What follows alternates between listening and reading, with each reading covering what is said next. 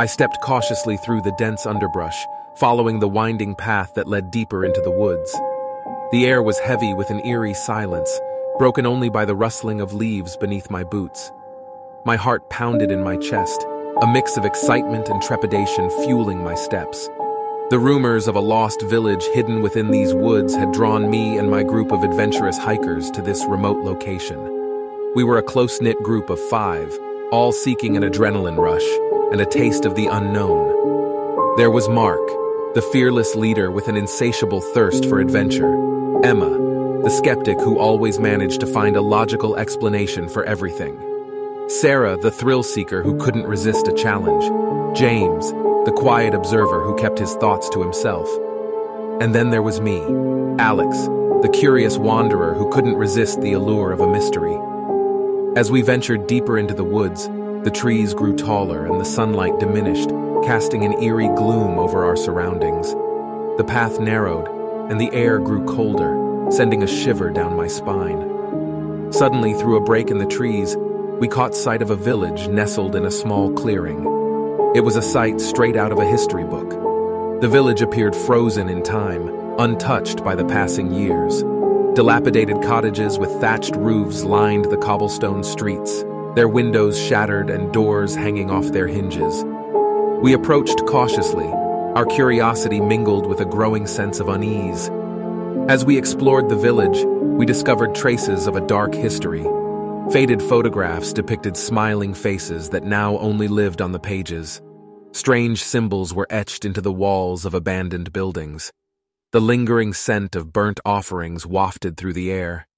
It was as if time had stood still in this forgotten place, forever preserving the secrets within its crumbling walls. As evening descended, the village seemed to come alive. Shadows danced along the walls, whispering secrets we couldn't comprehend. The wind carried haunting melodies that chilled us to the bone. We tried to leave, but the path that had brought us here had vanished, swallowed by an impenetrable mist. Fear began to consume us, gnawing at the edges of our sanity. Every corner we turned, every door we opened, led us deeper into the clutches of the village.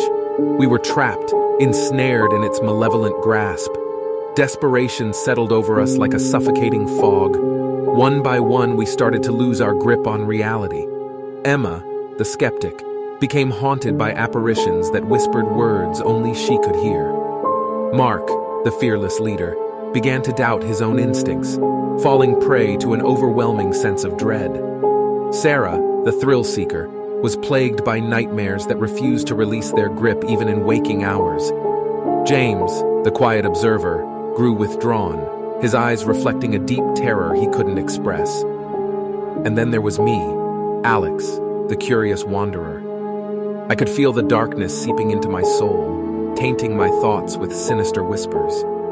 I knew that if we didn't escape soon, we would be forever trapped in this nightmarish realm. Driven by desperation, I delved deeper into the village's dark history. I discovered tales of an ancient curse, a pact made with unspeakable entities in exchange for immortality. The village had become a prison, a purgatory for the souls trapped within its boundaries. With newfound determination, I rallied the remaining members of our group. Together, we sought to break the curse, to unravel the threads that held the village in its grip. Armed with ancient knowledge and an unyielding will, we performed a ritual that would sever the ties between the village and the malevolent forces that bound it. As the final words of the incantation left our lips, the village trembled. The buildings shook, and the mist that had imprisoned us began to dissipate. We ran, stumbling over broken cobblestones as the village crumbled around us.